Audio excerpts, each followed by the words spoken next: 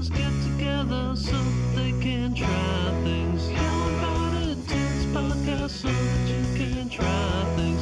And we will stop singing so that we can all know Hello and welcome to Now Try This, where two best friends get together every week to talk about new things they've tried. I'm Marcus, and that beautiful man over there is Nick. Nick, how are you doing? Did you say beautiful? I'm doing great now. I did. Oh my goodness, Marcus. There are so many things to say about life. All I'm going to say is hello. Guys, welcome to Now Try This cast. We are going to try some stuff today. But Marcus, today's a special episode. Why don't you tell them why? Today is a special episode because it came from you, the patrons. I know back in the day we got bad review, specifically calling out all the singing we did. No, I'm bringing that it was back. the person who thinks I'm that's the bringing person it back. who thinks they're our friend and that giving us a bad review was constructive. Okay, so Nick, this episode is special because it came from our patrons.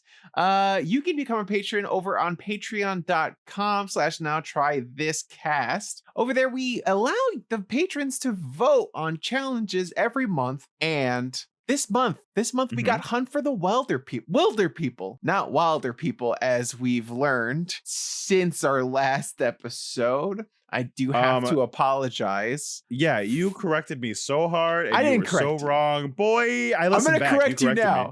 I'm going to correct you now. And I'm going to say that I Okay. didn't correct you. You asked. And I was like, I think it's Hunt for the Wilderpeople. I was making a joke. You It's- played yourself. I did play myself. It is Hunt for the Wilderpeople. Although some people may call it a wildebeest. And that's all I got to say. Yes, everybody knows a very famous wildebeest. Wildebeest. That's a Marcus- cooler name. That is such a cool name. Marcus, last week, what did we do? Nick, last week we did Overboard. Oh, the yes, we did. It was a great video episode. game. Mhm, Great mhm. episode. Fantastic hidden gem of a game. My challenge to you. And it was great. But instead of being able to give you a challenge of my own, we got lambasted by the patrons, and we are now doing a Hunt for the Wilderpeople. The patrons spoke with their dollar bills, and we are sellouts to our fans. No one else. Dollar bills, y'all. Raycons, go fuck yourself. Patrons, Hold on. give us that money. Hold on, Raycons. I need a new pair of headphones. These are like falling apart. That would be great, Raycons. Those hit us up. headphones are falling apart. Yeah, do you want to like see why? Like they're like Wow, They're, like, they are getting falling old. apart. You know Yeah, what they that are. means, Yeah, they are. guys? Head on over to our Patreon, join the Patreon, help Nick get a new pair of headphones.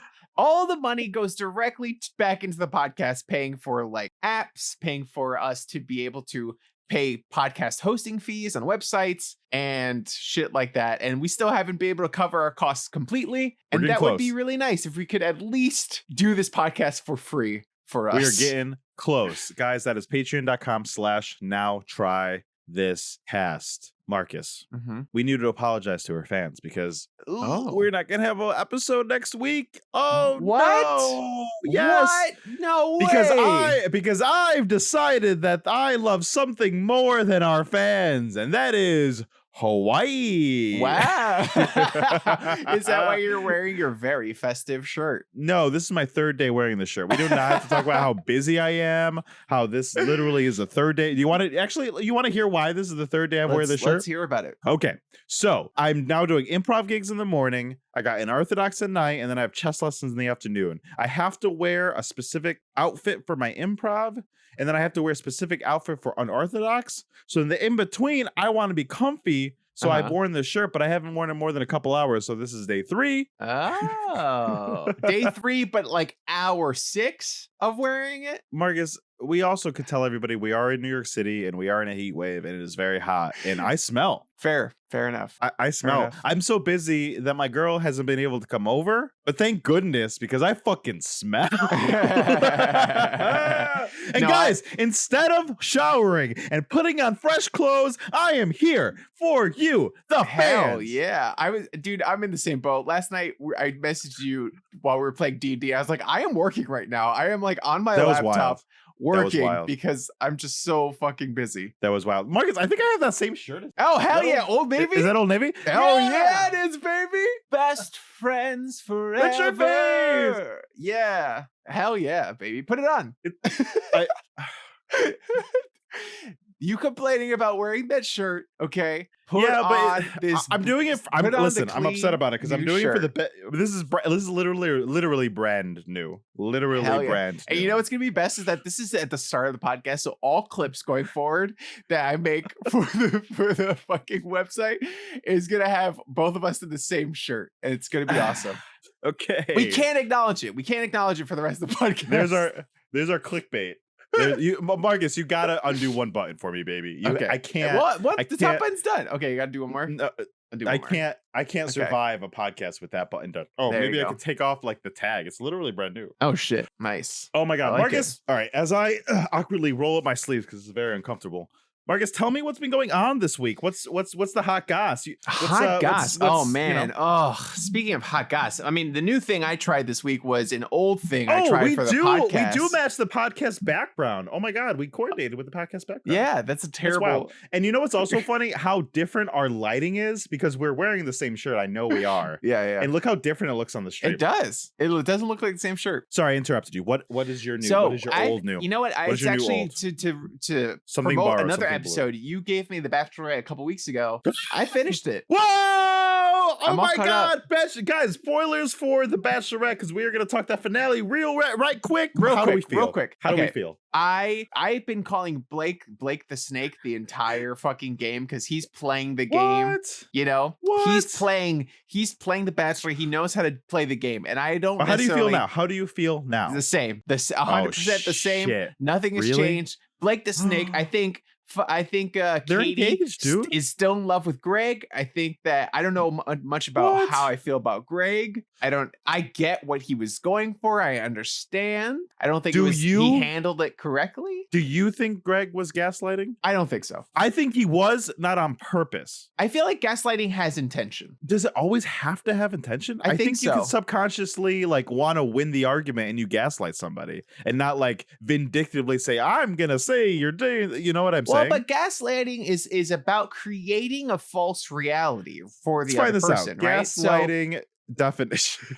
No, it has a very specific definition, but the word gets thrown around a lot, and I think that's the criticism Katie was coming under online. I think you're right, because this is manipulate by psychological means into questioning their own sanity. Yes. And manipulate is an active Yes. thing. So like I don't think either of them was gaslighting. I think that I think that word gets thrown around a lot because people like to use a buzzword that means like, oh, you're making me feel bad. Like it's not. It's this very specific thing that is abusive and manipulative. And I don't think either one of them was. I didn't like Greg. I thought he was very boring. Just making sure. It's like because like you can totally say what you're saying. I'm just making sure. I don't like Greg, but I do just making sure. Think that he was being vilified in an incorrect way, and you can tell, right? Like you can tell because he was a true villain. The fan would have been cheering and like booing and like, but the whole time he was there, the audience seemed very confused. They were like cheering for Katie, back and they were forth. cheering for Greg, they were cheering like. So it was wild. It goes to show that it wasn't like a super one-sided, obvious situation. You know, and I felt bad for Blake because it was somebody in the chat said Katie got messy on the after show. I agree, she kind of did, but that was the first time she had seen him since the breakup, and she was upset. Like I think Greg handled himself poorly. I think Katie could have said it differently and still gotten her point across, but I understand where they were both coming from. You know, like I get, you know, he was, I think what Greg said, I forget if he said it during that or during podcast with Nick Vial after, where he said, I think it was in the podcast, he said that he really did love her, but the love was formed in the wrong way because it was over the grief of their fathers. And that was an unhealthy relationship right off the bat. I agree. So, I watched I also found myself watching an interview, which is why I wanted to bring it up. Liked him, Lexi? Oh my god, we're gonna talk about this later.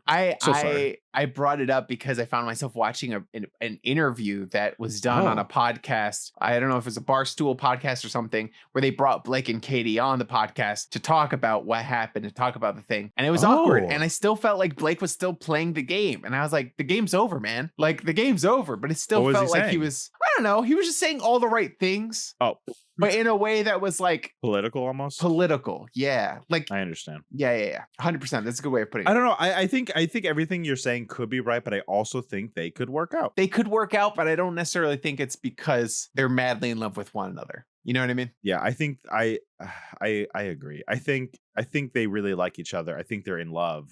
I think it's good, but it does seem different than it did when Tasha left with Zach during her season. That felt more authentic and real. Yeah. But it does feel better than when Peter left his season and he literally got broken up with his number one choice, woke up the next day and he says, I'm going to propose to Hannah Ann. Yep. And then 1 month later was like, hey, my bad. I wasn't over her. Yep. But you know what's coming. Guys, if you want us to talk Bachelor in Paradise, fucking let us know. Tweet at us at NowTryThisCast. Give to that Patreon because, guys, we want to. Give us a reason to watch that train wreck. Join the Patreon and suggest Bachelor in Paradise. We'll do it. Okay, Nick, we got to get to the episode. We gotta. I don't know how long we've been recording, but we got to get to the episode. I'm going to say 10 minutes. Well, we've been, yes. Okay, Nick. Yes. Hunt for the Wilderpeople. Well, I'm going to keep saying Wilderpeople. I know it's Wilderpeople, but I'm going to say Wildebeest. And I'm going to say Wilderpeople. Nick. Well, here's the thing. Maybe it's Wilderpeople because of their accent, right? You can be insensitive all you want. I mean, I was going to say that, but I know how wrong that is. So I appreciate Hunt for the Wilderpeople sticking up for me. Is a Patreon suggestion by Dash9442. Thank you so much for the suggestion.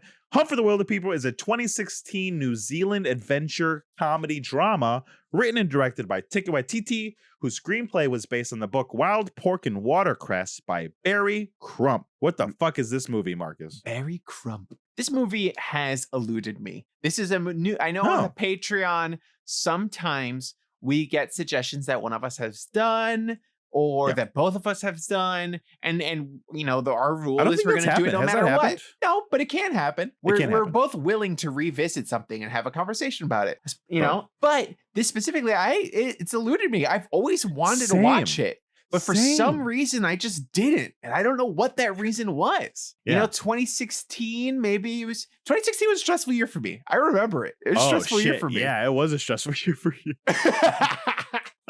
I remember. Your life was awful. Thanks, Nick. Yeah, but you're right. My life was awful, and I don't think I had time to watch this kind of movie. Yeah, I get you. But my life's much better now, and I'm in a better place, and I am excited to see this movie. That's so funny because I am in a similar boat. I had seen What We're Doing in the Shadows. I was on the Taika bandwagon. This came out, a little indie darling when it came out. And I was like, I totally want to watch that. And then I just didn't. And then it's been on Hulu. It's been on Netflix. And I've just been like, it's been in my queue for years. But I'm just like not in the mood to watch a movie about an old guy and a kid in the woods. Like that's not it's not a good selling point. Yeah, that's not what is that mood, right? Like you see it and you're like, yes, that's a movie. And you know you want to watch it, but it's like you gotta be in the right mood. You gotta be in the right mindset. And I was so wrong. Because you know what? You don't fucking have to be. This movie's great. You don't. Totally. When you look at this movie, you think it's like you're not sure what it is, right? Like, is it a comedy? Is it a drama? Is it an adventure film? And Wikipedia uses all three of those words to define it. So you're like, I'm in the mood for an action film. Hunt for the Wilderpeople? Solid backup plan. Oh, I'll go watch Fast and Furious. Do you want to watch a comedy? Hunt for the Wilderpeople? Oh, okay, I'll go watch this. Drama? It's always like falls under. But you're right. I was the same way. I started watching this and I was like, oh, I'm not in the right mood for this film. God damn it. I'm not going to like it. Yeah. And then everything changed because you're so right. There isn't a mood to this film. No, you just watch it and it's a great time. It hits all the emotional beats you need to hit. It's a little dark. It's like funny. It's something. It's heartwarming. It's like, you ever watch Homeward Bound? Which one's that one? Is that one with the dog, the cat, two dogs and the cat? They go on an adventure. Yeah. It feels like Homeward Bound, but better. There's two types of people. There's the dog, the cat, and the dog, and there's the two dog and the cat. But it has the same kind of vibe. It's an adventure that they're going on. It's heartwarming. It's got comedy. It's fun. The IMDb summary of this film is: a national manhunt is ordered for a rebellious kid and his foster uncle who go missing in the wild New Zealand bush. I have to give Taika Waititi credit because, I mean, I know it's based on a book, but boy, oh boy, does this story take some wild turns that I did not expect.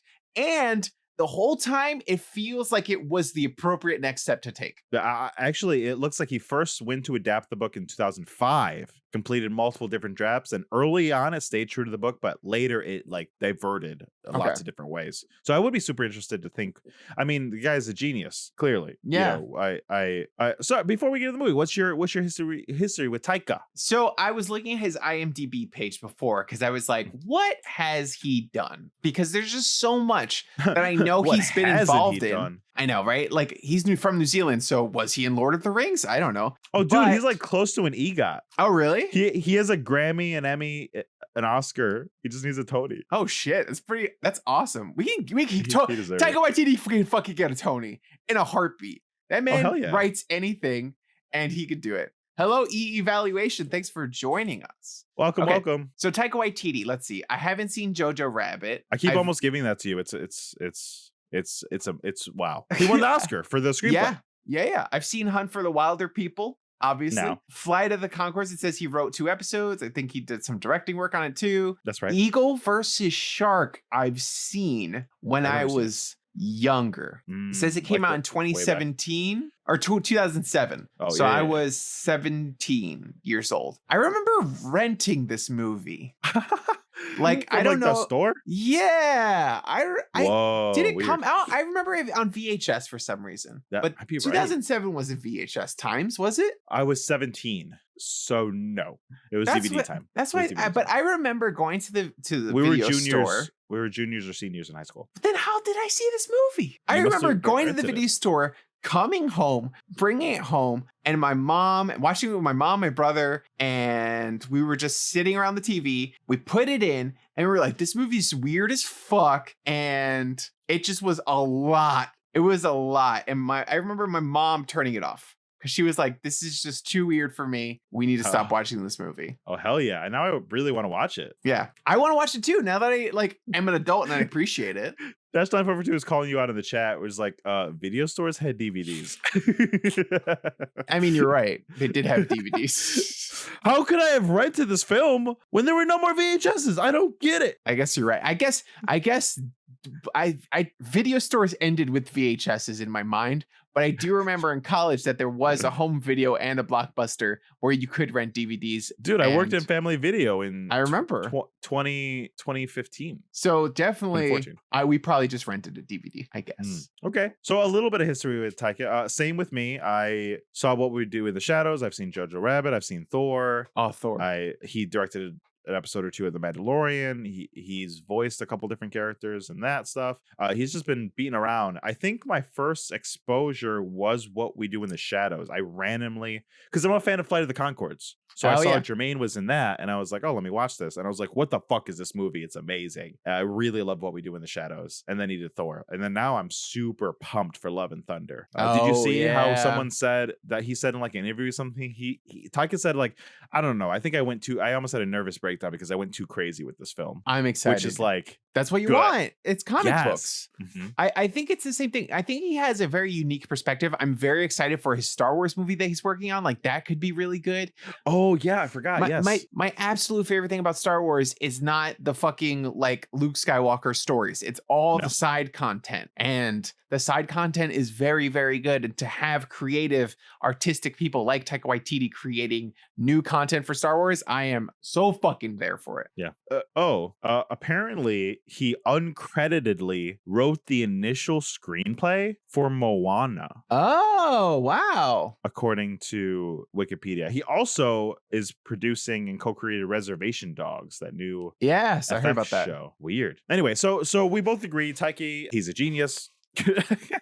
Anytime he talks about stuff, I you know why I love him so much? Because he's clearly a genius, but he's also like just a guy. Like J.J. Abrams is also a genius, right? Like, Sure. whether you like him or not, he's way smarter than us. That he makes these big fucking movies. He's very talented, but he comes off as a film bro. Yeah, like he comes off as like, well, my favorite movie is Vertigo. Yeah. Where I feel like Taika would like, I don't know, I really like that one movie that came out. Whatever.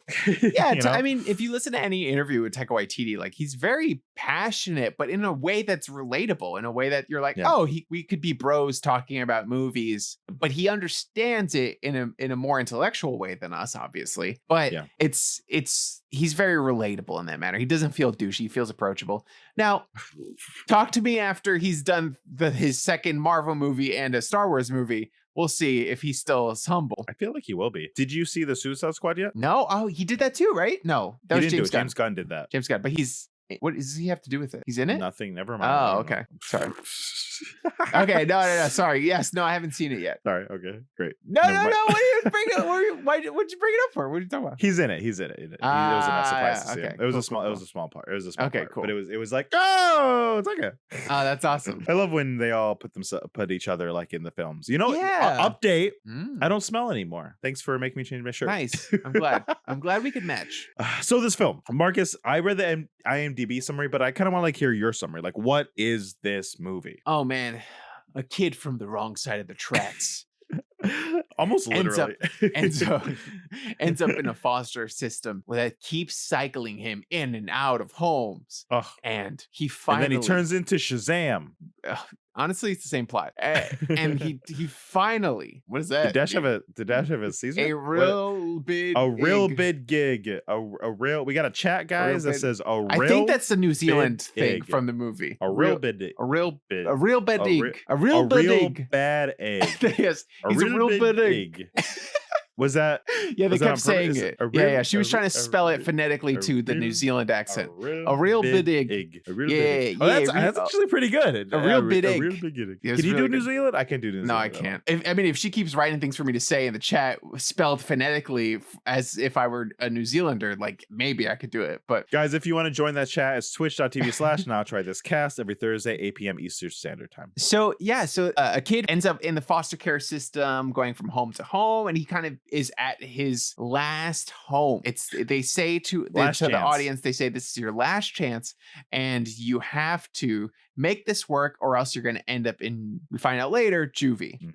And so the home that he ends up in is in the outskirts of New Zealand. There's no one around. They're surrounded by wilderness in a little shack. It's an older woman and an older man. The man is played by Sam Neill of Jurassic Park fame. I didn't know that until I started watching an interview after I watched the movie, and they mentioned, a review said this is the best thing he's done since Jurassic Park, and I was like, Jurassic Park guy, blown away. Yes.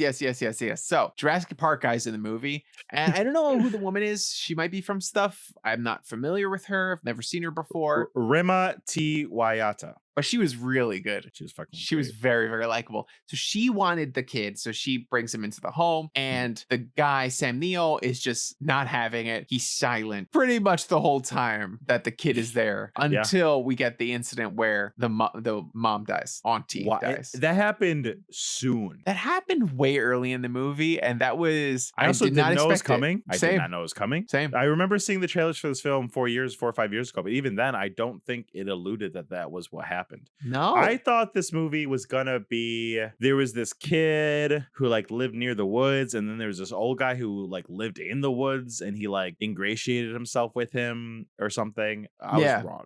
I was super wrong. Yeah. I read then- a quote from Taika Waititi that was something about, I'm obviously going to get it wrong, but the gist of it was like he likes to explore the darkness in reality through comedy. And I felt like I could see that in a lot of his early work, and I really like that because It's not even in his earlier work. That's there in Jojo Rabbit. The dude plays Hitler. oh really Well, that movie is him.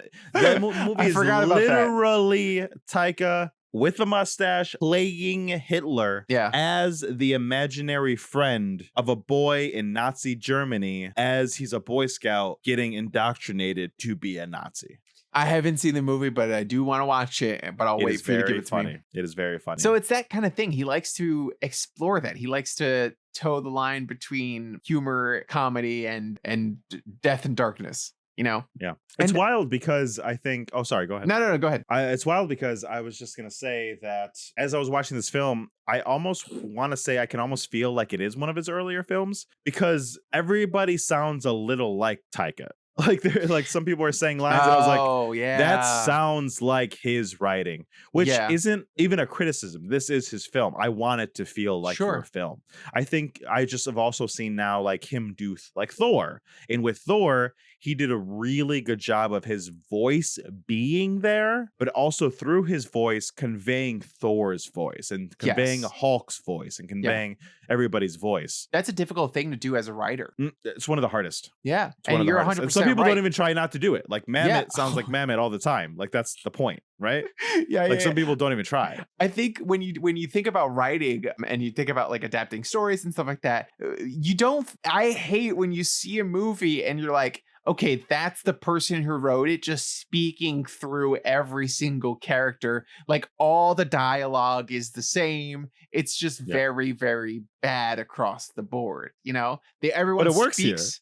Yeah, everyone speaks like the writer speaks, and that shouldn't be the case. Everyone is different. Everyone has their own like inflections. Everyone has their own like word preferences. Like it's just things like that are hard to capture. And as a writer, I think later he does that. You're totally right. You're totally right. And I think the reason why I think it works in this movie is because mostly everyone else in the movie, besides Sam Neill and Julian Dennison, is kind of set dressing. Mhm. And Julian Dennison and Sam Neill talks like Sam Neill. Like he's doing his own thing. It's fucking brilliant. But Julian Dennison is talking like Taika, but he's the vessel for him in this film, I think is why it works. You know what I mean? Yes. Like his is anachronism. Anachronism? He is the vessel. He is the vessel. He is the child that will carry Taika Waititi's words. Yeah, boo. Yeah.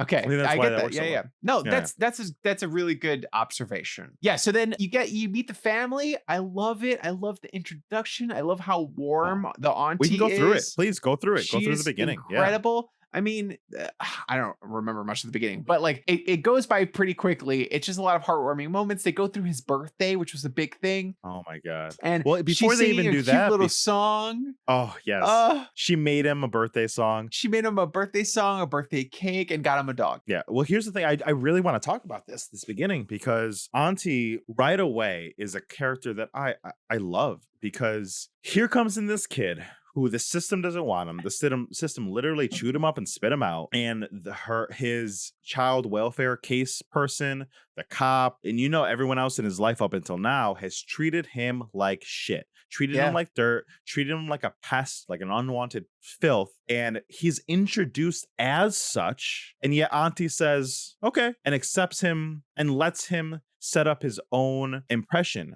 from the beginning and welcomes him in. And the way she's saying things to him isn't like a pest, isn't like a kid that could go to juvie, isn't like a kid that is completely rotten and a real bad egg. She talks to him like a child that's deserving of love. Right in that first scene when he is there for the first time and she's talking to him through the door and saying, oh, do you have everything you need? I'm excited for you to be here. And she left him a little hot water thing. Yes. For him to like a heating warm, a heating pad to keep warm. And then just even going even farther where he's fallen asleep a half a mile away from the house. And she's like, oh, you didn't get very far trying to run away. All right, you can keep running away, but I got breakfast. You want some? Treating him like a person. And that's honestly, so I work with kids a lot.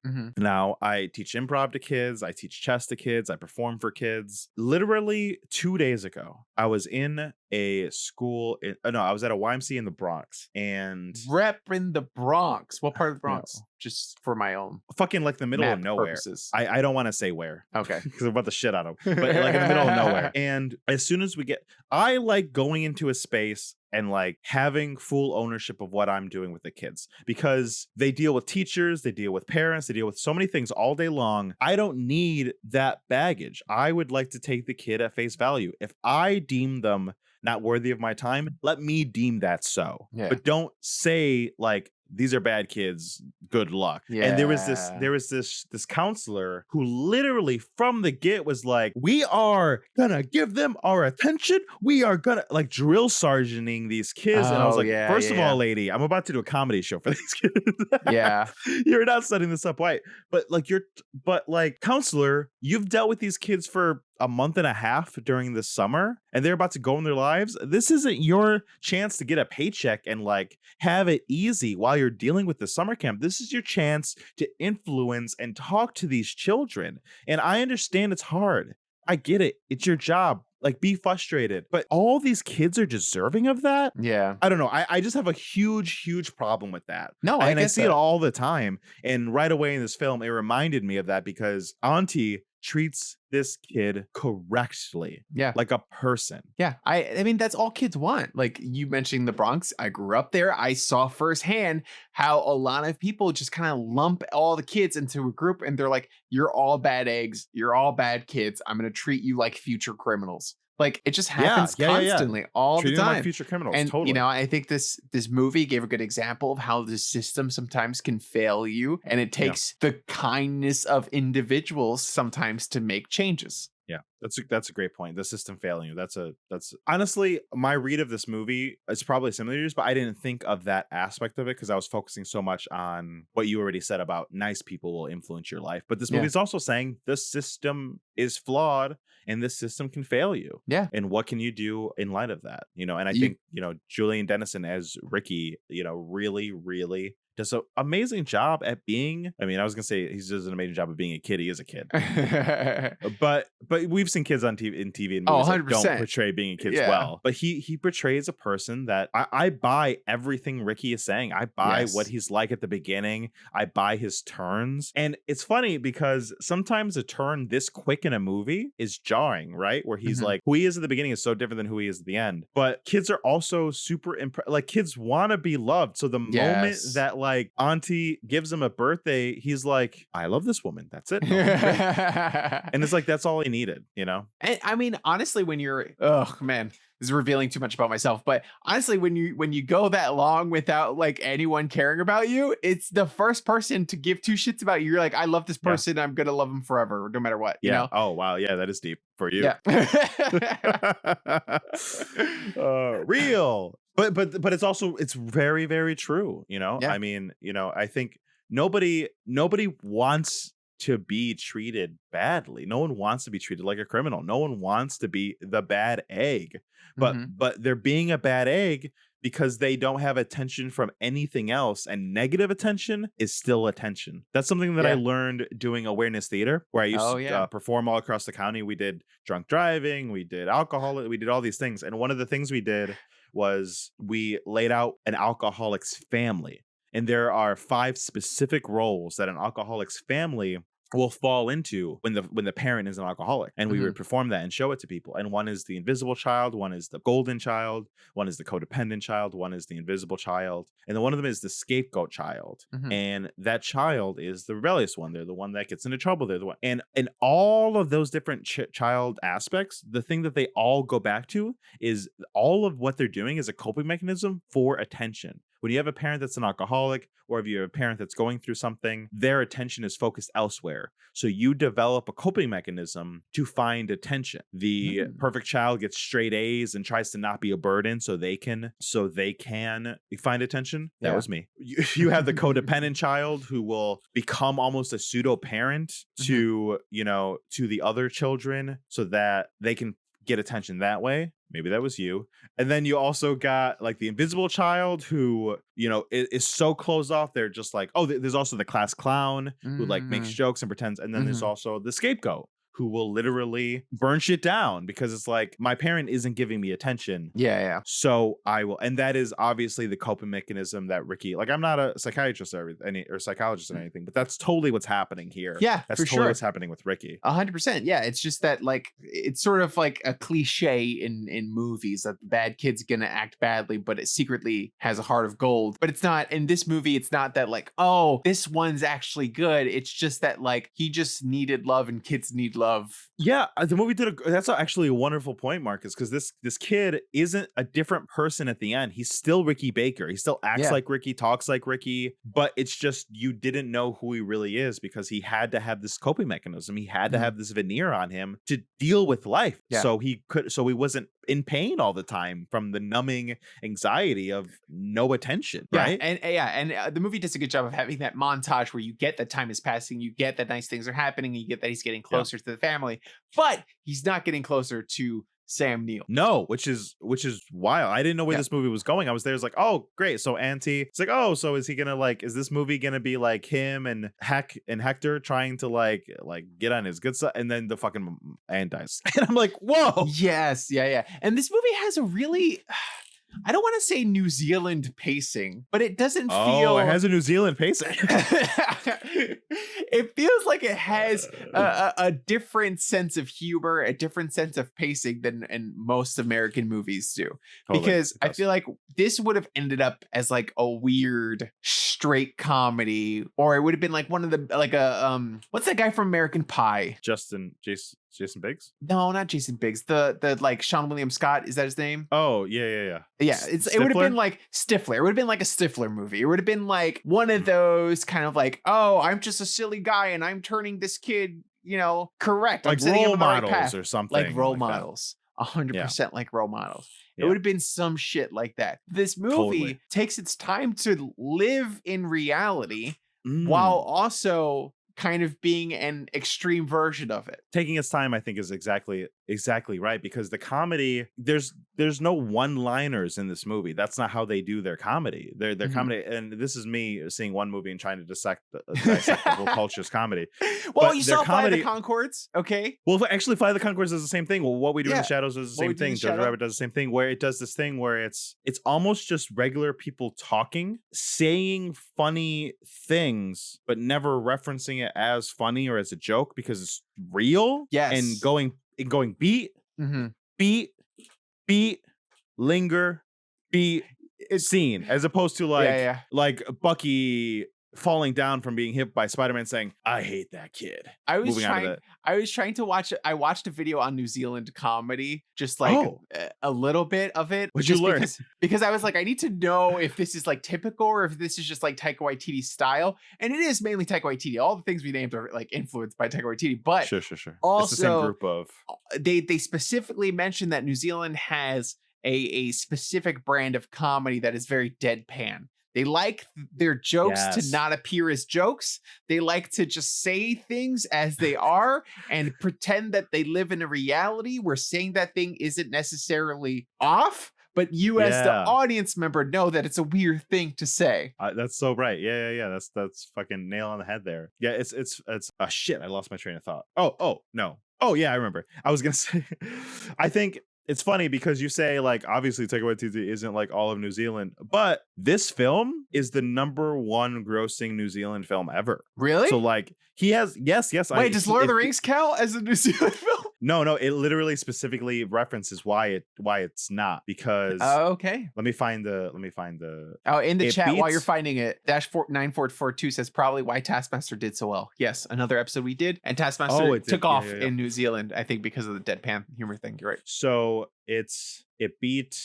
What Becomes of the Brokenhearted 1999 film by grossing 12 million New Zealand monies, and it's the highest grossing New Zealand film. And then there's an asterisk and it says while the films of the Lord of the Rings and the Hobbit trilogies had higher grossing, they did not meet the definition of a New Zealand film per the New Zealand Film Commission Act of 1970. Oh, interesting. Probably because it was American financed or something. Is probably my love for Lord of the Rings and also New Zealand is growing every year because my girlfriend Darren, shout out, also contributor to the Patreon. You all should be. She watches Lord of the Rings every year, and so now we watch Lord of the Rings every year, and I like it more and more. Now I'm like, it was a movie that I did like, but I had like personal history that I was like, I don't want to get into it. It was the fandom kind of seemed scary, but now I'm like, like in it. Oh, that's actually really awesome. Mhm. Nikki watches it every year with Brian. That's really sweet. Hold on. Do you watch the extended cuts? Are you like Oh there yet? yeah, Are you... we do. Oh fuck, Oh, you're a bet fucking... we watched the extended, and we have to do it all in a weekend. That's too. wild. I've never So, done that. I they're don't very think I've long. ever actually watched the extended versions. I will say this about the extended versions: there's not a minute that feels like it shouldn't be there, which is But pretty it is hard to long, do. But it is long. It is long, but it's like like every 4 hours. scene you're like, yes, that makes sense. Yes, that makes sense. Yes, that Yeah. makes sense. Whereas some Yeah. people like to just add fluff when they make extended editions. Yeah, no. When Peter Jackson made those extended editions, like, no, these are the definitive editions. I'm just gonna Yes. cut a different cut to satisfy my fucking producer overlords for Exactly. the Yeah, theater. yeah. But these are the definite. These are the ones. This Mhm. is the Tolkien master shit here. So here we are in this film, highest grossing New Zealand movie. Yes. Very funny. And then fucking Auntie dies. It was so heartbreaking. Oh Like my God. you see Sam Neill crying over her body, and I just man, that hurt. That hurt a lot. From Ricky's point of view, Mhm. like it was filmed really well. Like it was where Yes. the clothes were drying, and it wasn't like all up in Sam Neill's face as he Mhm. was sobbing. It was away from Ricky's point of view, and the look on his face, fucking this kid's nailing it. He's almost like confused, like he doesn't know, because there's so many emotions, right? Like, do I stay here? What's happening? Yes. That's the only person that loved me. Like he Oh doesn't my cry God, over it yes. because like he doesn't know how to process it. Oh my God, yes. Right? It's Oh. so stressful. It's and you're right, because he just sees them. He's like, that was not only someone who loved me, but also an opportunity to like have a happy life. And Yeah. Oh, and yeah. with the end of that, It's all tied together. And with the end of that, it means he's going to go to juvie unless Yeah. Sam Neill decides to keep him. Well, I do love how Ricky comes in and he's like, "Oh man, well, guess it's you and me, bud." Doctor, and then as he's grieving, he gives him the notice and makes him read it out loud that he has to go back. And it's like, this is a joke, and I find it funny. He's like, "I guess we're gonna have to find you a new wife." Yeah, Uncle. yeah. I hear they have women on the internet, and then he just looks at him. He's like, "Too soon." Very funny. It was a very good funny. joke, but it's also like it was true. Like at the time, you find out Sam Neill can't read. He has Ricky Baker read the note for him, and that's when he finds out that because the wife died, he's not allowed by the government to raise this kid Because he was convicted of manslaughter. You find out later. because he was convicted of manslaughter. Honestly, Which at this the- point, which I is- thbut it was just because he was a man. I was like, that's fucked up. So He did didn't I, raise a but I was kid. like, I buy it. yeah. It totally sounds right. But later, because you're like, oh, the murder Oh. thing. You murdered a man. So then Ricky does the only thing he can do. He runs away. He runs away and he burns down the shed. Oh my God. That was so funny. He leaves He a note. made a fucking Ferris Bueller fucking in his bedroom. Love it. Pretending, played as a face. Uh-huh. And he left a note saying, "I am dead in this fire." Yep. And then he runs away, and then what happens? He's out there for a He minute. gets- He's out there for a minute by a himself. couple days, and then he gets lost almost immediately. Yes. Yeah. He even says to himself, "It's like, fuck this, I'm going back." and then he gets lost, and then Sam Neill shows up, and he's like, "What you doing, kid?" And he's like, "I'm fucking lost." Yep. And then while Sam Neill is gone, you have the cops and the foster person come and discover the fire and realize that neither one of them's there because Sam Neill has a deadline, and he ends up breaking or hurting his ankle in the woods, so he can't come back immediately. Yeah, so they spent a couple weeks in the woods. They're helping, taking care of each other and bonding, right? And Yes. And Ricky is learning about knack, as Knack? Sam Neill calls it. Knack. It's the knack. Oh, How did yeah, you know knack, to get the knack, old? knack, It's knack. like, I got a knack. I got a knack for it. So yeah, I got a knack for it. Man, And it's just- go ahead. I just love this movie. It's just like so good. It's so well written. It's just the pacing is incredible. The shot composition. I mean, sometimes you watch a movie and it's not about anything special. There's no like, this isn't Thor. This isn't Lord of the Rings. This isn't a big production where you're like, wow, look at those impressive shots. Obviously, the person's talented and they had a lot of money at their disposal. This is just like a guy making a movie with a team of very talented people as well. The budget was $2.5 million. That's not nothing. That's I kind guess of that nothing. is nothing. In fucking movie 2000. world, that's Yeah, like yeah. almost nothing. But to do that, to have that ability to make such a like impressive movie Yeah. is crazy. And shot after shot, I was just like, fuck, man, this is so good. And it does that thing where most movies, as they're doing it, you know it's doing it. But this movie, I couldn't tell it was happening until later. I was like, oh, fuck, this movie's doing that thing where basically they just stay in the woods for the rest of the film, getting into more hijinks. But every like hijinks has to do with like a lesson and teaching Ricky something and but also teaching Uncle Heck something. Yes. And like that back and forth of them like learning about each other. And I'm like, and then I only get that until the end. And I'm like, they're changing each other. It's very so typical of the kind of story that we've gotten many times. Now it's usually old man and young girl, you know, The Last of Us or any other of the Last of Us type things, Old Man Logan, like all that shit that we've gotten. Yeah. Where it's like older man, young girl go on an adventure. At first they hate each other, but by the end they're family. And Up, yes. It's that thing. And so, but it's done before that thing was really trendy. Well, Up came out in 2009. When did Last of Us come out? 2007. Maybe you're right. Maybe it was around the time that it was trendy. But you know what I mean. It wasn't new. 2013. But it was cool. I guess you're right. Whatever. I understand what you're saying. Shut up. Here's the thing. When was the book written? Don't look it up. Don't look it up. Okay. Here's the thing. You might be wrong, but the reason why you're not wrong is because this movie is making it feel like it's brand new. And that's what a good movie does. This movie is not reinventing the wheel. This movie is doing something we've seen millions of times. This movie is set in a place we've seen millions of times. This movie there's nothing special about this movie, and yet this movie is super special, right? Nick, it sounds like you love this movie. Why do you? Sure. I was just going to say that other people love Taika Waititi's work too. Okay. And we'll find out about them in our game today. Roll the clip. Now try this trivia. Now try this trivia. Now trivia.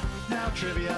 Now trivia this. Oh, he got a Grammy because he voiced. Who did you voice? Oh, no, wait. Oh, his Grammy was compilation soundtrack for Jojo Rabbit. He got an Emmy for voicing James and the Giant Peach. Oh, love that movie. Oh, okay. Well, no, the 2020, like a remake? A charity reading of it. Marcus, what are we doing here? Nick, we're playing Taika Takes. Guess which work these reviews of Taika Waititi's belong to. Okay. Hold on. Before you get to that, I do want to point out our girlfriends are making plans for us in the chat. And now have said that they're going to do the podcast after they watch the Lord of the Rings. 100%. Let's do it. I would watch that. That's down. We'll run it for them. You can do a challenge. Have a bonus Lord of the Rings episode. Yeah. Okay, Nick, first one. There's a prize for Taika this. Takes. There's a prize? Yeah, I just decided there's a prize for this. Oh, you just decided. Oh, okay. There's a prize for you, and I've already taken my prize. Our friendship? Yes. Okay. This review is a 10 out of 10. It says, I don't find it offensive like some people do, and I'm native. This is hilarious, and I would highly recommend it to anyone. I get all the jokes, and it has me rolling. I can't wait to watch another episode. I'm guessing Reservation Dogs? Oh, I'm guessing Flight of the Conchords. Oh, but he only wrote like 2 episodes. I'm native. Did a specific thing? I feel like it has to do something. Moana. I'm going to say Reservation Dogs. What's Reservation Dogs about? It's about native people. Oh, it's for on a indigenous teenagers right? in rural Oklahoma. Okay. As they spend their days committing crime and fighting it. Oh, fighting it. That was good. The series follows the lives of 4 indigenous teenagers in rural Oklahoma as they spend their days committing crime and fighting it. Okay. That's dope. I like it. Sounds fucking dope. Okay. I'm gonna watch the trailer later. What do you think? That's a good. I'll go with you. Are we doing this together? Yeah, we'll do it together. Okay, I'll go with that. Okay, let's see what this is. Reservation Dogs. We were right, baby. Marcus, play the trailer. Let's watch it. We can't. We'll be kicked off. You're right. We will. Okay, this has no rating. Oh. They say that more than 120 hours of footage was shot, most of which were improvisation from the leads. And improv sometimes works, but it usually works when actors are working from a strong script and when the story has at least some structure. I wish they focused a little more on making the jokes stronger rather than what we got. Oh, that's totally what we do in the shadows, right? Oh, you think so? Well, I love that film, but that film does feel like really funny people in a room figuring it out. That's why I love it. You're right. But that's what it feels like. You're right. Yeah. You're right. That sounds right. Yeah, because that's how I feel about it too, I guess. It's like, but not in this negative way that this person seems to be saying. But I do feel like the script could have been stronger in that film. Yeah, I think they did that on purpose, though. I think they wanted it to feel like more real in that way. Yeah, it did. almost pedestrian because they're fucking vampires. Yes. Like that was the joke, right? Yeah, they were talking about regular people, regular problems as vampires, and it was that Taika Waititi thing of like deadpan. We're gonna present the world as is. Yeah, and Jermaine co-wrote it with him. Co-made it with him. You know, and that's his thing too, right? Like Flight of the Conchords, he's the deadpan guy.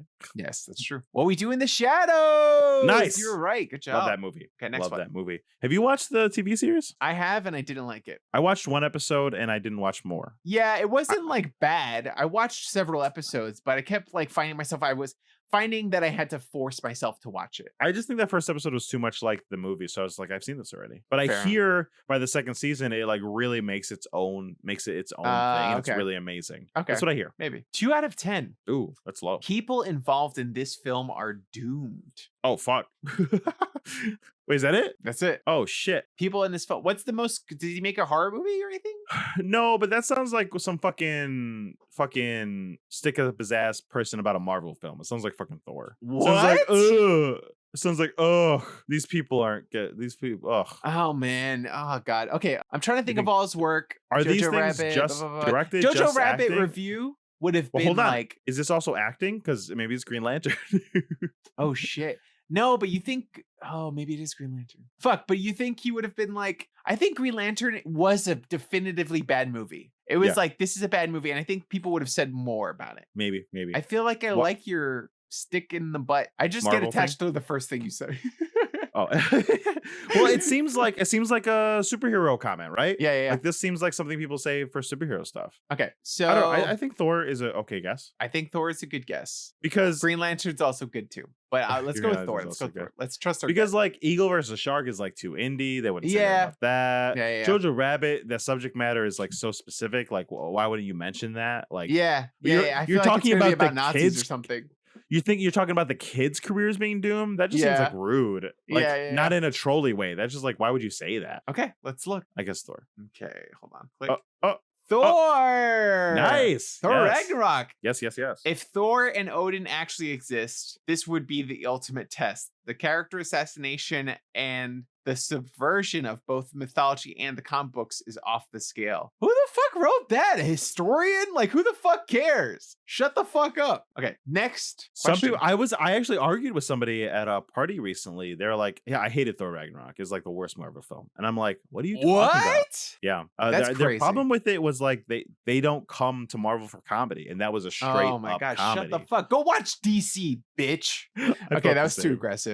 No, I too felt the same. I'm sorry. I felt the same. Shut up. 8 out of 10. If you think this is offensive, you need to look up satire in the dictionary. This might be about Jojo Rabbit. That's 100% Jojo Rabbit. This is fantastic political satire. We need to be able to use satire in the correct way, and Waititi did just that.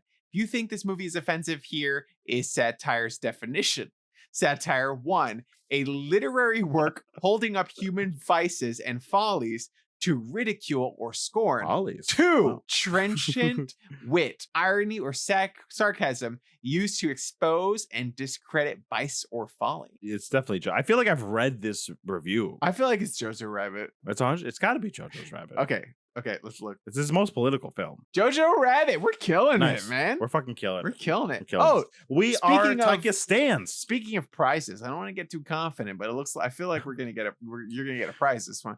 Did you get your last prize? It said it was delivered. Whoa! Yeah, baby. I took a picture on my phone to send it to you, and I didn't take the picture. I apologize. Whoa. Marcus, get your money back. They didn't rewind. Oh, The fuck? Bullshit. Useless. That's bullshit. Useless. Ooh, it's got like a blue. That's kind Is that of like nice. a Disney thing? That's honestly now that you gave me this, I was just telling Lexi, like, now one of my goals, and it's not a thing that I'm going to actively do. It's going to be the thing when I go into thrift shops and stuff, is to slowly pick up the VHSs for all our challenges. Oh, that would be cool. And have like a small shelf in my office with just the VHSs of our challenges. Oh, that's awesome. That is awesome. Wouldn't that be cool? Yeah. That's my short-term goal. Because you already got me Die Hard and The Shining. Die Hard. You got me The Shining. Yeah. Yeah, and Runaway Bride. Yeah. Yeah, so you already got me 3. I'm just gonna keep being your prizes, VHSs. Actually, yeah. Now this sounds like I don't have to do this. It sounds like you have to do this. That's what it sounds like to me. Okay. Marcus, decorate my house. I will decorate your house. The you so standard much. of humor or writing is very low. Where is Mel Brooks when you need him? This Oh movie my tries God. too hard cramming slapstick or unfunny jokes. The result is there are some funny moments, but there are few and far between. The bad jokes spoil the effect of the few funny ones when things turn serious and dramatic. With the bombing, it's more interesting, but just too little too late. The spoof just does not work here. The bombing. I don't know, but first I want to ask you, do you like Mel Brooks? I think the humor is kind of outdated for me. Yeah. I liked Men in Tights. Is that Mel Brooks? Oh, you know what? I also love Men in Tights. Yes. But I had a lot of friends who were Men in very Tights like is great. when I went to high school and started meeting white people, there were a lot of people into Mel Brooks, and I just wasn't into all the movies that they liked. I think, you know what? Now that I said that, I do like Mel Brooks, but I don't hold him in a regard like a lot of film student types do. Yeah. I think Spaceballs is fun. I think, I love Robin Hood Men in Tights. Honestly, I think that's one of those films that's like, that might be a perfect film. That might be like a perfect comedy. Like that's like that is amazing. But I don't really like Young Frankenstein. I have no interest to see Blazing Saddles. I don't, I've seen Blazing Saddles. It's just like dated, right?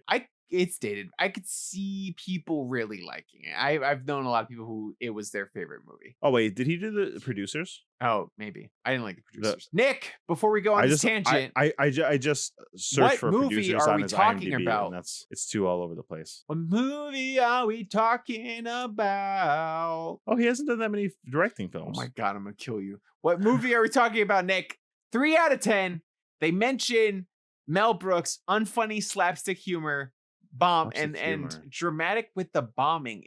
When things turn The serious and bombing, dramatic. the bombing. Is there a bombing in one of his movies? Thor? Is there a bombing? No. Jojo Rabbit? I'm assuming maybe. Would there be one twice? They're bombs do. It's war. They're in World War II. It's the Nazis, but there's not like a Green singular Lantern? bomb. Is there a bomb? I don't think so. Okay. What we do in the shadows? I don't remember a bomb. No, there's no bomb. Hunt for the Wilderpeople. There wasn't a bomb. Oh, was there a bomb in Eagle versus Shark? Or Boy? I haven't seen either one of those. Maybe Do you Boy, think there she's was a okay? bomb. Oh, is there? I don't know. You want to guess Boy? That's the only one we know nothing about.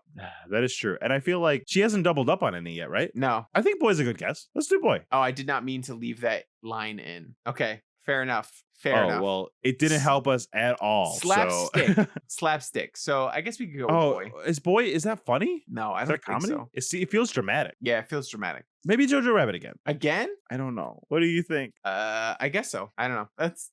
It's the only one with bombing. That's the one I'm Yeah, sticking let's to. do JoJo. Let's do JoJo. Jojo Rabbit or Boy. You pick. I think Jojo Rabbit's the way to go because that is like Mel Brooks because it's satire.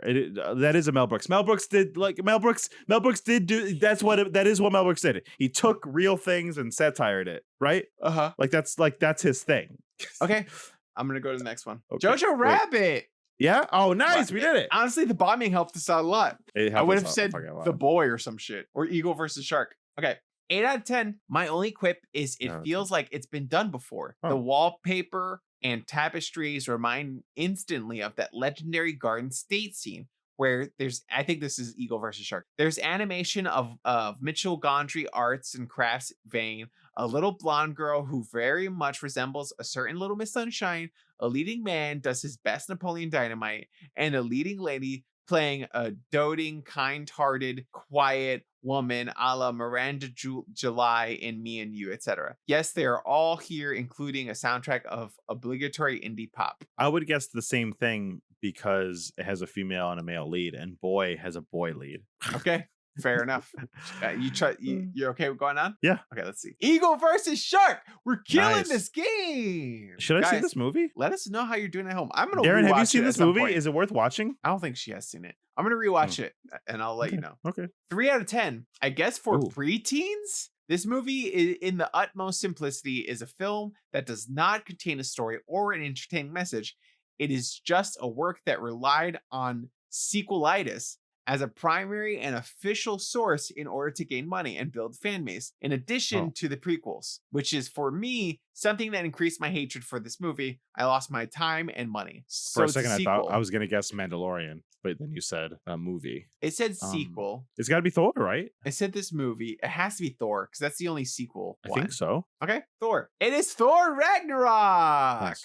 Nice. These have good clues. Whatever, fucking neckbeards and shit. Yeah. You know what Lexi watched the other day? She watched a whole fucking documentary about QAnon. Oh yeah. And it made me fucking listen QAnon to is basically crazy. the whole fucking thing and listen to Yeah. it. But the craziest thing was she was like, "Do you know where 4chan came from?" I was like, "Yeah, a bunch of incels and neckbeards." She's like, "I had no idea." That's so funny. Regular people Yeah, regular don't people know are the like, power of 4chan. the thing on the internet, it's wild. And I'm like, okay, Lexi. Okay, 10 out of 10. If you loved What We Do in the Shadows, and then this show is for you. Laugh out loud comedy from start to finish. I'm assuming What We Do in the Shadows is a TV show. I think What We Do in the Shadows, the TV show. Hold on, though. You think this is a bait and switch? No, I think this is What We Do in the Shadows, the TV show. It's not like one of these random things like fucking The In-Betweeners or somewhere. You know what? I'll say this. I trust Darren with my heart. And if she doesn't do that, if she has wronged us in this question, then my heart will be broken. I want her to know that live. Great. Then we will say What We Do in the Shadows. Oh, it's not. It was a bait and switch. My heart, it is broken. Oh no, Darren, Oh, you fucked up. Ah! God. Oh, Marcus, how does it feel to now be scorned by your love? Wow. I didn't know that my love could hurt me so hard. But that's what, that's what being in love is sometimes. What is it? What is it?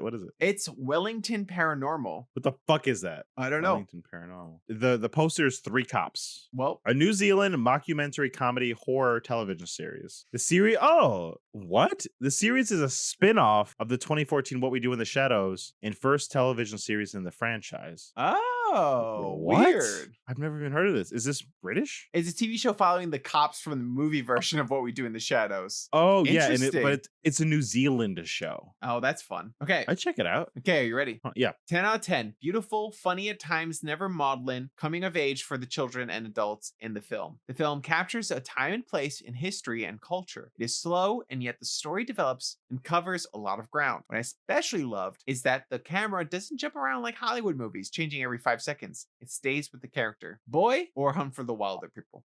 Oh, I was gonna say Jojo Rabbit. What? Hold on. Oh. Read it again. Beautiful, funny Beautiful. at times, never maudlin, coming of age Never stories maudlin. for children and adults. Oh, in the coming of film. age. Yeah. Hunt for the Wilder People. I think is good. The film captures a time and place in the story and culture. It is slow, and yet the story develops and covers a lot of ground. What I especially loved culture. is that the camera doesn't jump around like in Hollywood movies, changing every 5 seconds. It stays with the character. I'm gonna say The boy.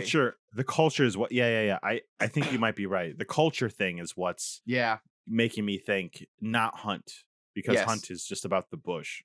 Yeah. They don't mention New Zealand at all. Okay, Okay. boy. Let's say boy. It was boy. Yes. We're Okay. killing it. What is boy? Last Boy one. is a comedy drama. Give me a summary of it. I guess I'll just read the whole synopsis. So in 1984. No. Alamine, known as Boy, is an 11-year-old living in Wahaya Bay in the Gisborne region on a small farm with his grandmother. He looks indigenous, so I feel like it's growing up, Oh, cool. something like that. That's my guess. But yeah, okay, great. Awesome. 3 out of 10. I saw this movie last night in Hakitika. There was a queue outside, which caused comment enough amongst the locals, as this never happens. The cinema was packed with an amazing demographic of people. For example, on one side of me were toddlers with their mums, on the other, a lone hunter type, and behind me, a group of retired farmer ladies. I think this speaks volumes on the draw of this film. totally Hunt for the Wilder. Totally people, Hunt right? for the Wilder people. Yep. That's Yep, totally yep, what yep. I'm thinking. Darren, hold on. Darren, if you did not end on Hunt for the Wilder people and you just bait and switch us, you have not only scorned Marcus, you have hurt my heart. Yeah. Which is more So- important, Darren? Yeah.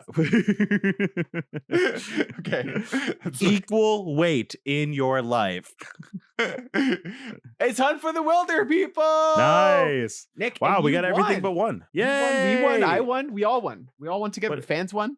Nick, you want to know your prize? Yes. Your prize is this on screen right here. A sticker. A Now Try This sticker will be What? mailed to your home. Now try this. That's Beautiful. so cool. For you to put on your notebook, on your water bottle, whatever you want. Oh my god. Here's the thing. I hate putting stickers on things, on phones, on water bottles. I'm gonna put that sticker fucking everywhere. That's so fucking cool. Yeah. Thank you, Nice. Marcus. Oh, you're so Nice. sweet. They're Oh not my available God. for sale Yet. Yet maybe if our patrons want, we could give them as a gift to our patrons for being so lovely and wonderful. Why don't we do like a goal? Why don't we do, if we can get to a sliding goal of like 30 patrons, we'll send everybody a sticker. There you go. That's perfect. If we get to Right? 30 patrons, we will send everyone a sticker. So guys, talk to your moms, your cousins, your roommates, your best friends. Get them on the Now Try This We cast s- bandwagon. We see the numbers. We know you're listening. Help us out. Yeah, You there- can join for $1 a month. $1 a month. That's all you got to do, and you'll Yep. get that sweet ass sticker as soon as we hit 30. The first Hell yeah. 30 will get it. Let's And then who do it. knows? If you guys keep on that road, we will keep doing more stuff. That's the point of the Patreon. If you guys get us to certain numbers, we can have the more the time and the resources to do even more for you guys, and that's the hope. That's 100%. what we want to do. if the Patreon were to grow, we could get. I mean, we need new computers. We need like new equipment, and we eventually we would love to be able Dare to pay I say someone. live shows Wow, someday? we would love to be able to pay someone to edit and to do stuff. Yeah. I was making sure that my bottle was not in camera, so that way you wouldn't see the sticker. That's funny because I couldn't even see the sticker because I think you forgot that I'm looking at camera too. So I had to look at the stream. Yeah. Sorry about that. Here you go. It's okay. I saw it Here, on the stream. It's wait, fucking beautiful. Yes, that's so nice. That's so nice. Thank you so much. Guys, Marcus is fancy over here and he has 2 cameras. One for me, one for you. I do have 2 cameras. One's my cell phone, and one's an old webcam I had. It's not that high tech. Mhm, Okay. mhm. Back to the movie. Let's talk about the rest of the movie. Well, I don't have a lot of details because a lot of the movie, the rest of the movie is hijinks, right? I don't want to get into like specifics of what each hijink What? is, but there's like small, like, but we can talk about any moments you want to talk about. Oh my god! Shout out to Cruise 2335. He said $20 and said send me a sticker now. Yes, send Okay. me your address and I not in the chat, please. You don't have his address? And I Wow, will you're calling mail yourself you out out there. a sticker. Gosh, shout out to you one I mean, time, Joseph, our third best friend who is not pretty enough for the camera. He did. Hey, he didn't know I was gonna mail him one anyway. He was asking for it in the chat. I was just gonna mail him one, but now he paid $20 for it. So thank you very much for the donation. Joke's on you, Cruz. Now we're rich thanks to you. Well, you know what? Thank With you so that, we much. can with that money we can order more stickers for everybody else if we reach our goal on Patreon. Of 30 patrons. Yep. Get us there, guys. Okay, so back to the movie. Like you said, we covered a lot of the specifics. We talked about Taika Waititi's style. We talked about the essence of the film, but plot wise, what basically happens is he's asking for No a refund. refunds. No No refunds. refunds. No refunds. Basically, what happens is they get together in the jungle. They have the ashes of Auntie, and they decide to not. I do go like back the little plot. I like immediately. that little plot plan. I love imagining fucking Ricky walking around with his auntie's ashes throughout this Yes. whole goddamn It's film. so beautiful. But Yeah. it basically builds up because he hurt his ankle. They can't go back. They're labeled as criminals. They end up like not wanting to be caught and return to jail. They both talk about it. You find out that Sam Neill was arrested for manslaughter. He doesn't want to go back to prison. Ricky Baker was Boy, can't read. he can't read. Ricky Baker Wow. is threatened by the foster person that like you're gonna go back to you're not gonna be put in the foster system again. You're gonna have to go to juvie. Yep. So they both decide, you know what? Fuck this. Fuck society. Fuck everything. we're gonna live in the fucking wild. And they do. And that's why I thought it was Wilderpeople, because they were living in the wild. But it's called Wilderpeople because they're wildebeest people. Wildepeople. They're Wilderpeople. Yep. Sometimes when movies take the title and get it there and the thing, I'm like, okay, I get it. It's the title of the film. But this time I was like, that's cute. Yeah. I appreciated it. I think some of the reasons why this movie is so fun, right? Because it's so simple. It's quaint and quiet.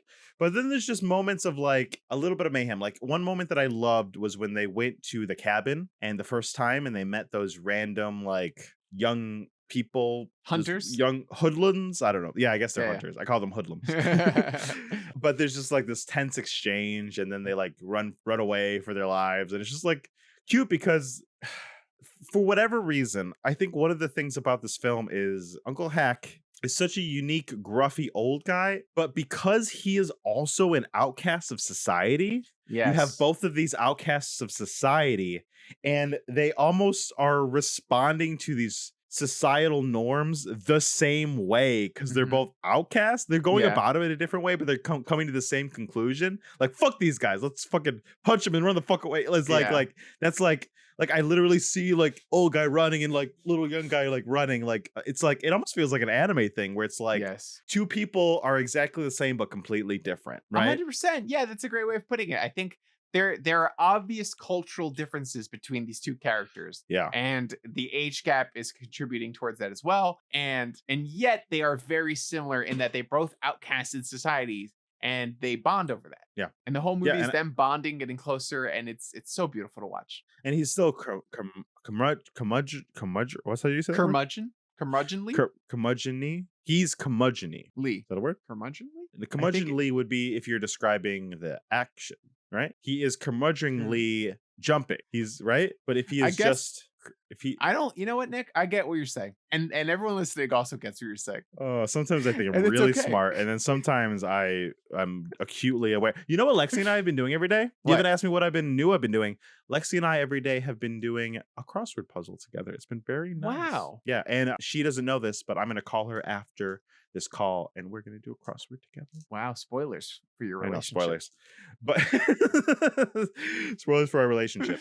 But yeah, I that dynamic is like what makes this film, because the kid is just again and again and again talking to him this wonderful way of trying to relate, right? He's like trying to relate to him and it's working. Yeah. Whereas this kid who's like talking about being a gangster and has a dog called Tupac, and fucking this old guy is fucking living in the woods because he can't read and he was convicted of manslaughter. Yes. Yeah. And also, honestly, like the kids talk about being gangster this whole time, and then he ends up being pretty gangster. He does the fucking boar. That was awesome. Yeah, talk about it. I mean, so that was a very hard part to watch in the movie. I feel like in a lot of these movies where it's about characters bonding, there's always a moment where the bond is tested and they have to grow apart so that way they can, eventually come back together in the end stronger for it. Yes. So the boar comes. I don't think the boar is necessarily the moment, but the boar comes and ends up killing one of the dogs. And Sam Neill gets hurt trying to fight the boar. And then in the last second, the boar is charging Sam Neill, and Ricky Baker jumps in front of him with the gun and shoots the boar and saves him. But not before Zag gets fatally wounded. Yes. Zag is fatally wounded. That's such a sad moment, man. I can't deal with dogs dying in movies. Nobody can. That's how you get them every time. I hate it. There was that movie called The Dog's Life, real quick. Movie calls it Dog's Life, which is about a dog that kept dying over and over again and then reincarnated. I was like, fuck this movie. What are you trying to do? Be the saddest movie that has ever existed? Fuck you. Yeah, they saw Marley in me and said, we can do better. What if we killed the dog every 5 minutes in this movie? Did you see that film? No, fuck that. I'm never going to watch that movie. It seems too sad. There was a sequel. Fuck that movie too. Yeah. Then there was also that movie where fucking the guy from fucking Heroes was like in a dog with a dog racing in a car. I don't know what the fuck that was. Maybe I'd watch that one. Yeah. Yeah. What are some other moments that you enjoyed throughout this film? Man, this movie is so full of good moments. I think Taika Waititi is great at creating memorable moments and then weaving those moments together. I know none of the movie feels boring. None of the movie feels like uninteresting in any way. But I watch so many fucking movies. You know, every week I'm watching movies, and I can't remember shit that happens. I could not tell you a single thing that happens in so many movies because the moments don't feel special. And Taika Waititi is so great at creating moments, and this film is full of them. Yeah, and they're small, right? They're small. They're just the bonding things. They're these little, like the little moments when fucking Ricky is listening to his Walkman as he's dancing, as Sam Neill is laying there with his leg hurt. He's like, "You want to listen?" And it's just like, this is just like, yes, that's exactly what a kid would say. That's how a kid would act. He's in his own world. That's exactly right. I know this is an extreme version of reality that he's capturing, but it feels like real life, you know. And I feel like so many times in movies, real life is such a difficult thing to portray. And it's a balance of sadness and comedy that I feel like Taika Waititi captures effortlessly in this film. Agreed. He found Julian Dennison on a commercial that he worked on with him, and that was how they met. And then he went on to do do you remember him in Deadpool 2? Yes. Yeah. I think that film isn't that greatly written, so I don't think Julian shined as much as he did in this film, but he was a good part of that film. Yeah. Though, it to be fair, seem like they were like, go do that thing you did in Hunt for the Wilderpeople. 1,000%. I wish I had seen this first, because that's what that movie was doing. Deadpool is Sam Neill in that movie. Yes, 100%. Like, that's the point of the film, which is wild. But he was in Godzilla versus Kong too, it says. Yes, he was. How was he in that? I didn't see that film. He was, good. The movie was whatever in the first place, right? Yes. Well, you know what? I was listening to an interview recently with a horror movie creator. What's a horror movie creator? Sorry, I was trying to think if he was a writer or a creator, but he worked on a horror movie, and so he does like special effects and stuff like that. And he was talking about movies now and how people complain about movies all the time. And like, he was just like, I sat in a theater and I watched King Kong versus Godzilla and I had a good time. And he was like, but I understand the flaws of the movie, and I spent a lot of time thinking about what was wrong with the movie, but I can't forget all of the kids in the theater screaming at the top of their lungs at how this is the best movie they've ever seen and how awesome this movie is. And he was like, that same feeling that I felt when I saw my first Godzilla movie is the same feeling that they're feeling now.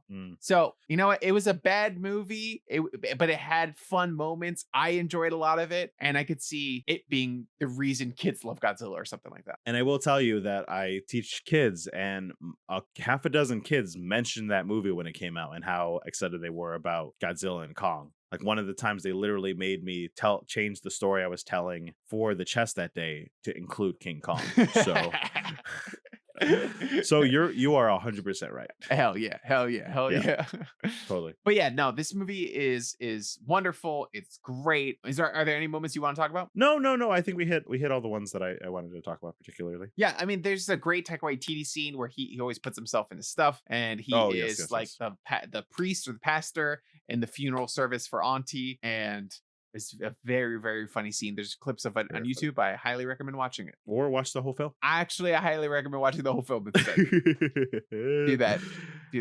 But it's a solid movie. He's an incredible creator, and I know that this was earlier in his career. Now it's interesting watching a movie that he made, knowing how talented he is, right? Like, I feel like if we watched this when it came out and we were reviewing it, we'd be like, wow, I can't wait to see what else he'd do, especially with the large budget. And now and he did it. And now we have that knowledge of what he would do, and his talent is proven. Like, he is incredibly talented. He revitalized a whole corner of the MCU. He fucking did it. He made a good Marvel movie that didn't feel like a fucking garbage.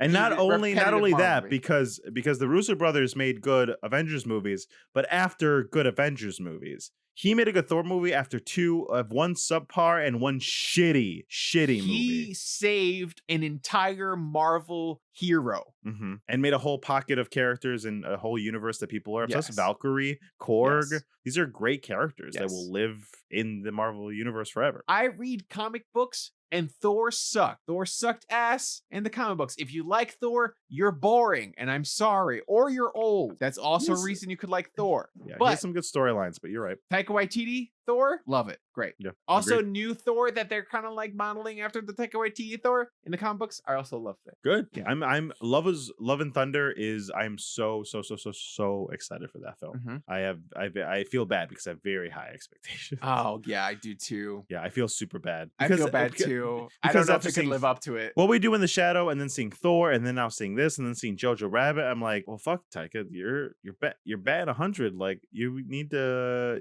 Where's your shit? The burden of genius is that everyone has such high expectations of you. You know what? I will say it'll probably feel a lot like Guardians 2, if we're being super honest and honest. Guardians 1 was a revelation. It was so new, it was so fresh, it was so different. And then we got Guardians 2 and it was like the same. And we're like, but that's not okay. Yeah. But honestly, if it's the same as the first, It's still gonna be great. Guardians 2 is is not a bad movie. Guardians 2 is not a bad movie. I enjoyed watching it. Yep. A lot of people but I hate don't- it, but I enjoyed it. I don't hold it in reverence as I do that first one. Yeah. That first one is a beautiful film. Yeah. And you know what? I'm hoping that they don't take more Hulk plots away from him, because they took the World War Hulk plot and they used it in the Thor movie, and that was It kind really of a worked. bummer. It really worked. 100% worked. But that's a whole movie. That's a whole Yeah, trilogy yeah. of movies doing the Planet Hulk, World War Hulk stuff. So that is a shame. I agree. Bummer. Maybe we'll finally get a Hulk movie someday. I don't fucking know. Fingers crossed. Where's Hulk supposed to be next? Nowhere? Honestly, it's no just one, not- I don't think anybody gives a shit.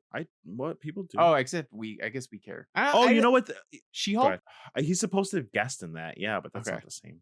That's You know fair. what? You know what I want? I know they're not making Hulk movies for lots of reasons, but I think the right movie to do is to do. I remember reading a couple comics with Bruce Banner, and he lost the Hulk. And basically, he was not a superhero. He was kind of enemy number one I for read that. S.H.I.E.L.D. Yeah, and I he read was that. fucking like, he used his tech like fucking Rick Sanchez. Mhm. Like, he was fucking Rick Yes, Sanchez yes, from yes, Rick and yes, Morty. yes. And he Before all Rick and had Morty. this fucking cool Yeah. shit. So what if they did that plus Hulk got separated? So it's like Hulk versus Bruce Banner, but they're both enemies, but they both like what, something like that. Yeah. That's my pitch. That's my I'd say- pitch. my pitch, I For a Hulk would movie? say you go two ways. You let Taika Waititi do a Hulk movie, and you'd Mm-hmm. be silly and funny, but also emotional and have good character growth. Or you go fucking Cronenberg, The Fly, like you go body horror with the Hulk, and like Oh. where he's just like burdened by this monster, and you go back to the origins of the Hulk, that Jekyll and Oh, Hyde wow. kind of shit. You get that Wow. good horror Hulk. Those are my movie will do better, but those are both great ideas. I would great. love to see that. The pain of transforming. Ugh, love it. Yeah. Okay, we talked about Marvel for too long. Sorry about that. That's okay. And it's a part of this. It's a part of the conversation. Taika That's true. Waititi is now a Marvel Star Wars boy. He That's is a Marvel that's a Star part Wars of it. boy. That's a part of it. But yeah, my phone. We're losing one viewer because my phone's Oh, overheating because it's so no. Okay. hot in here.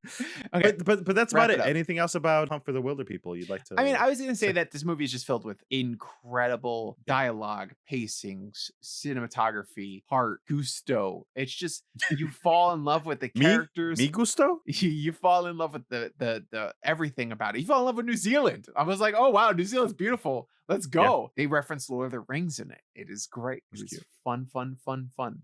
Agreed. So Marcus, did you like Hunt for the Wilderpeople? I did like it. It was Yeah. great. It's hard because I feel like I like to kind of, go back and forth sometimes and talk about why we don't like something, or be like, oh, you're actually wrong about this. But it's just a good movie where There's it nothing feels wrong like with it. not a lot happens, but it is a full ass movie. It is perfect runtime.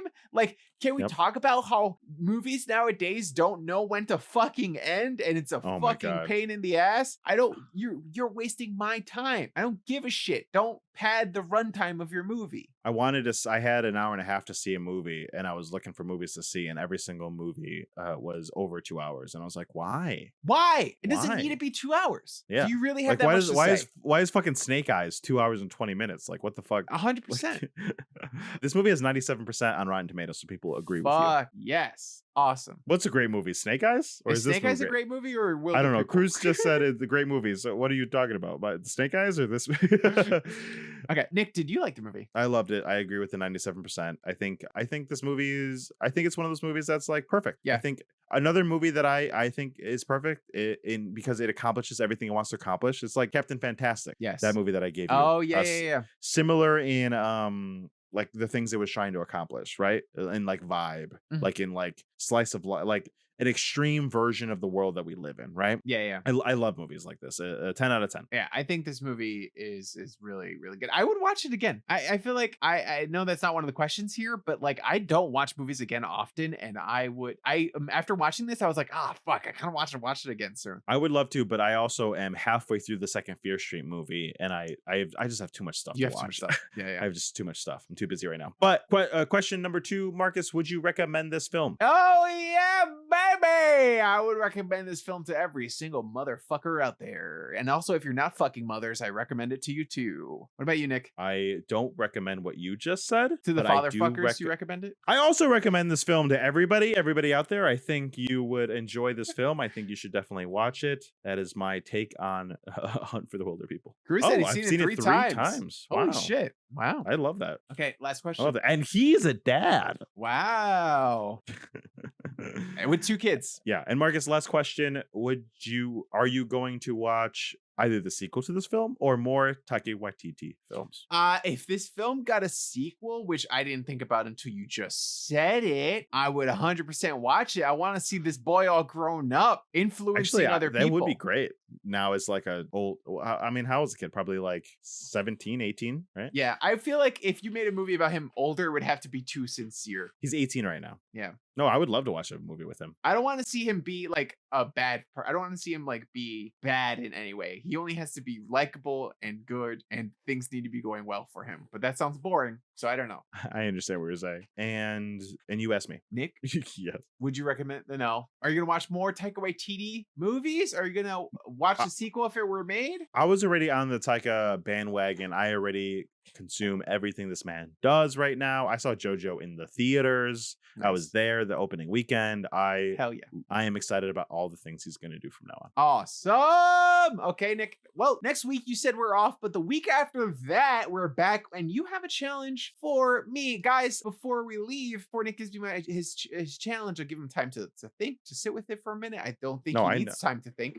But Patreon, go join it. We're going to put up the poll very soon. By the time this episode is up, we'll probably send out the first messages about getting the poll and your suggestions for the poll. So join the Patreon. There's time to get in for September's challenge. Okay, There is Nick, time. There is time. what- Marcus, I've wanted to give this to you for weeks, and now that we have a week off, I don't feel bad about giving you the entire no. first season No. of this show. No. Marcus, I've given you whole seasons before, but I don't think it's a huge ask because they're only 22 minutes. Marcus, what kind of genre has a short 12 episode season that is only 22 minutes each? Cartoons. This is an anime. Marcus, I anime? know you know what this anime is. I don't think you've watched it, and if you have, lie to me now, because your challenge for 2 weeks is Kaguya-sama Love is War, the first season. I don't know what it is. Oh Kaguya-sama? boy, let me pitch this to you right now. You know animes that have all these crazy things happening, but underneath is like the romance of like What the high fuck school is drama. this? Yeah. It's just the high school drama. But it's not just the high school drama, because everything that they deal with in the show is as epic and grand as Death Note. It is Death Note for love. This is a masterpiece. It is chef's kiss. We are doing it in 2 weeks, guys. Watch the first season of Kaguya-sama Love is War, guys. Follow us everywhere at Now Try This Cast on Twitter, Instagram. Go ahead and join our Patreon at patreon.com/NowTryThisCast, and tune in every Thursday, 8 p.m. Eastern Standard Time at twitch.tv/NowTryThisCast. Join the conversation, and also don't forget to leave us 5 stars on iTunes. I'm dying because Death Note for love is the best description of anything I've ever heard. And as an anime weeb, I just love it. I'm picturing it and I'm excited. Good. First season. Thank you for joining us. Remember, hit us up on all the socials and go out there and try something new for us. Good night. Good night. Oh, Pokemon. I hate the Pokemon. Together so they can try things. You invited to this podcast so that you can try things. Now we will stop singing so that we can all now try this. Oopsie doozy. I gotta get up. There's a quick way. There should be a quick way of doing it. I figure what it is. Love is war. You didn't watch this? No. I thought you watched this because this is one of those recommendations from Eye Patch Wolf, Super Eye Patch Wolf, When? years ago, like 3 years ago. No. He was talking about the manga. Mm-mm. Oh, fuck yeah, then. Great. Oh, hell yeah. I was gonna give this to you regardless. I thought you had watched it. Hell yeah. I'm so excited. I might read it also, but I mean, you could read it. I haven't read it, and Yeah, I'm not going I'll to because watch I it, also though. wanted to because I want to rewatch it. yeah, for sure. Oh, hold on though. But I just saw the cover of the first manga volume, and it's fucking sweet looking. Hold on though. Yeah, the second season just came out recently, and they're talking about the third one coming out soon. Oh, that's cool. Yeah, I just saw season 3. Oh, they made a live film? Oh, in 2019. Cool. Cute. That's interesting. Oh my god, Marcus, you are in for a treat. I am in for a treat. It's on Funimation. Oh, awesome.